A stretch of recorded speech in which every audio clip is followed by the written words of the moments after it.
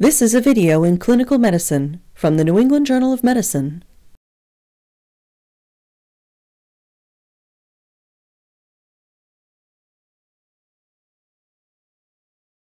Infection associated with healthcare is the most common adverse event affecting hospitalized patients. Hand hygiene is the most important preventive measure against these infections, but compliance with this simple procedure among healthcare providers is often below 40%. Hand hygiene is an essential procedure for all healthcare providers. It serves 4 different purposes in the healthcare setting. Hand hygiene prevents nosocomial infection in patients and the cross-transmission of microorganisms between patients. Hand hygiene prevents contamination of the hospital environment with potential pathogens. Finally, it helps protect healthcare workers from occupational infectious diseases such as infection with the human immunodeficiency virus and hepatitis C virus. This video will demonstrate the various indications to perform hand hygiene as well as 2 different hand hygiene techniques: hand rubbing with an alcohol-based hand rub formulation and hand washing with soap and water. This video will also review hand hygiene equipment, the appropriate use of gloves, and policies on jewelry and fingernail hygiene. We will also review selected complications associated with hand hygiene and make suggestions about how to avoid them. Finally, we will comment on religious and cultural issues concerning hand hygiene. Hand hygiene to prepare for surgical procedures will not be addressed in this video. To perform adequate hand hygiene, you will need an alcohol-based hand rub formulation, or soap, water, and drying agents such as disposable paper or cloth towels. Use alcohol-based hand rubs with proven antimicrobial efficacy. These usually contain 60 to 80% ethanol, isopropanol, or N-propanol, or a combination of these products. These hand rubs are supplemented with emollients to protect the skin. They are available as liquid solutions or gels, sprays, or foams. Containers with these products should be easily available, within arm's reach, either at the point of care, that is, within 3 feet of the most likely use, or should be carried in small bottles by healthcare providers for their own personal use. Soaps are detergents that can remove lipids and dirt. The antibacterial effect of soaps results from their capacity to dislodge bacteria from the skin when combined with the rinsing effect of running water. The indications for the use of hand hygiene by healthcare workers have been clearly defined by numerous organizations, including the Centers for Disease Control and Prevention and the World Health Organization. We will now review these indications. We will first review some of the basic principles of cross-transmission of microbial pathogens.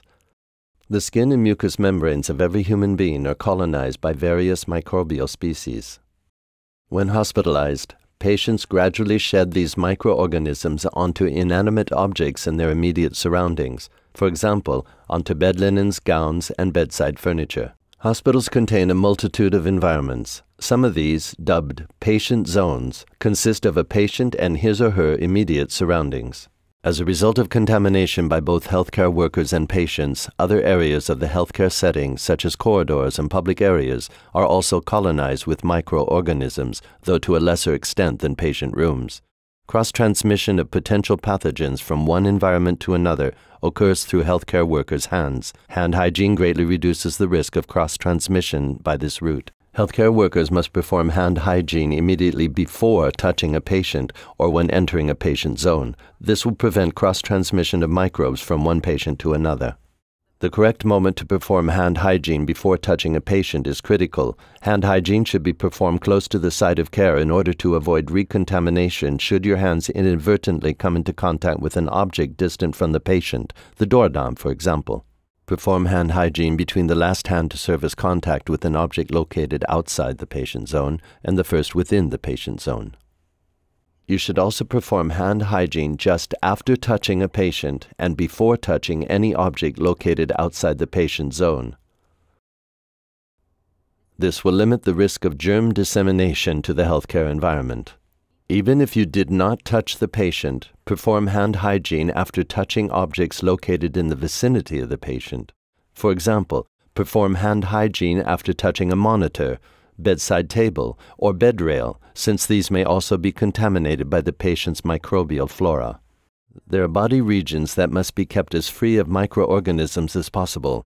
These include zones of impaired host defense, such as breaks in skin and mucous membranes, surgical wounds, for example, or sites of invasive device insertion, such as vascular or urinary catheters and endotracheal tubes. Microorganisms that colonize the healthcare worker's hands, the patient's skin, or immediate surroundings must not be introduced into these zones of lowered immune protection.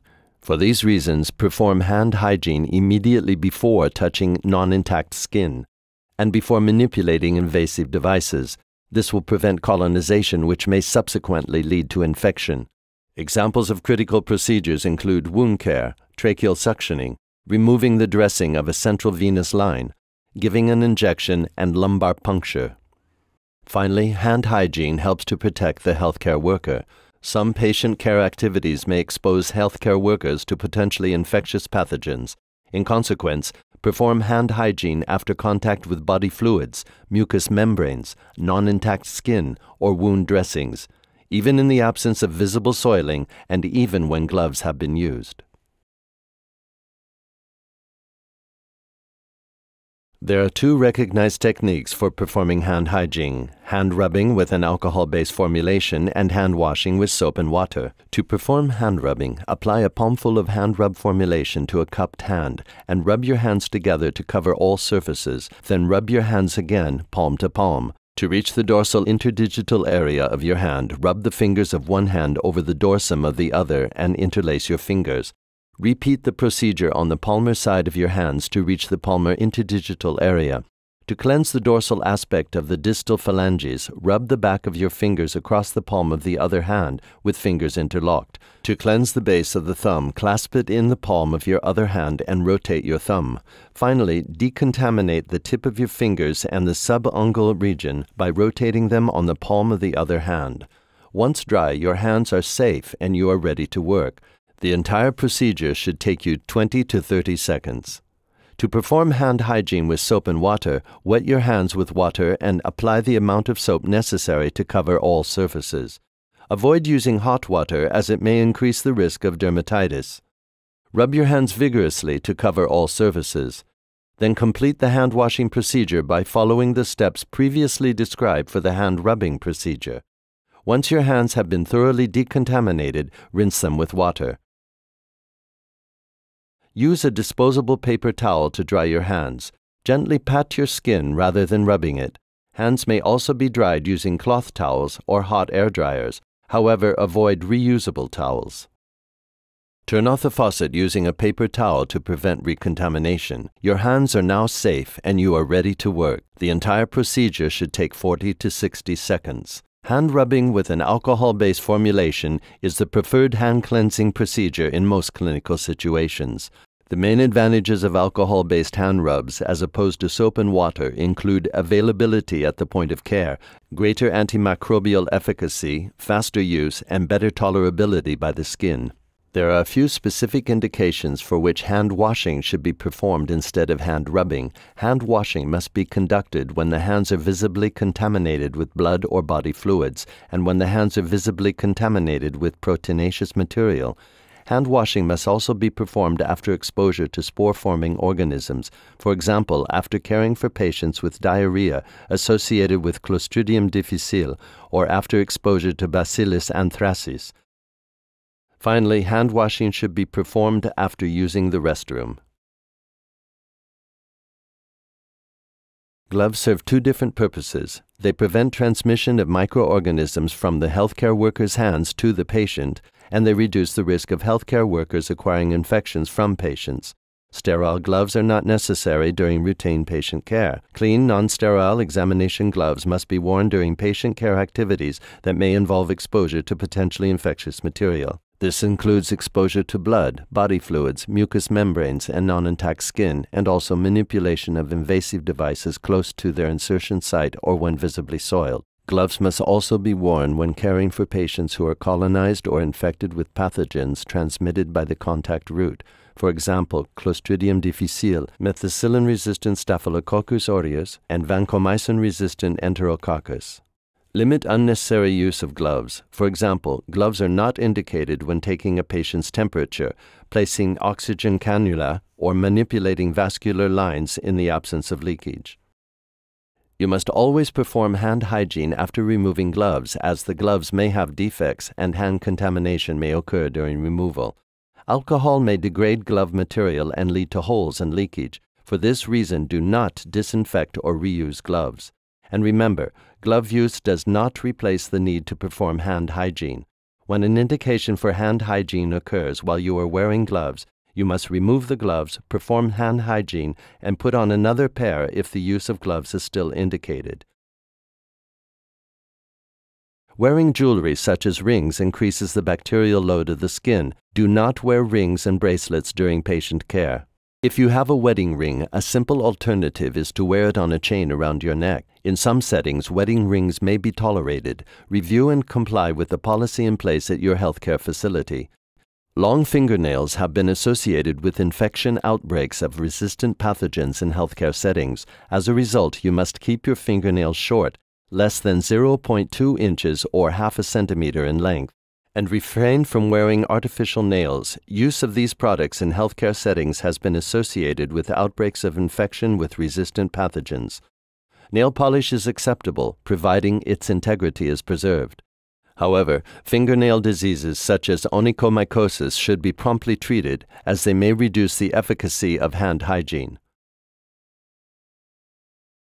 There are some common problems associated with hand hygiene. Irritation dermatitis can occur after repeated use of hand hygiene products. Common symptoms include dryness, itching, and sometimes cracking and bleeding. In rare cases, allergic dermatitis can occur. Damaged skin is more difficult to disinfect and may be more susceptible to skin colonization, leading to transmission. To prevent skin irritation, use skincare products frequently during work shifts. These products should be freely and widely available in your healthcare facility. You should also use alcohol-based hand rubs. Avoid the use of hot water when washing hands. Refrain from using gloves unless specifically needed. And dry your hands completely before donning gloves. Alcohols are flammable. Although exceedingly rare, flash fires involving the hands of healthcare workers can occur if caregivers touch open flames or if a static spark occurs when hands are still coated with alcohol. To prevent such events, it is important to ensure that hands are thoroughly dry before touching objects. Although some religions prohibit the use of alcohol, all accept its use as a medical agent and recognize the value of using alcohol-based hand rubs to perform hand hygiene. For example, the Islamic religion permits the use of alcohol as a medicinal agent. Hand hygiene is a procedure to be mastered by every healthcare worker. Hand hygiene is not optional, it is mandatory. It must be used conscientiously to increase patient safety. Today, patients are very aware of the infection risks associated with healthcare and expect you to cleanse your hands as frequently as necessary. This is a sign of competency, professionalism, and respect.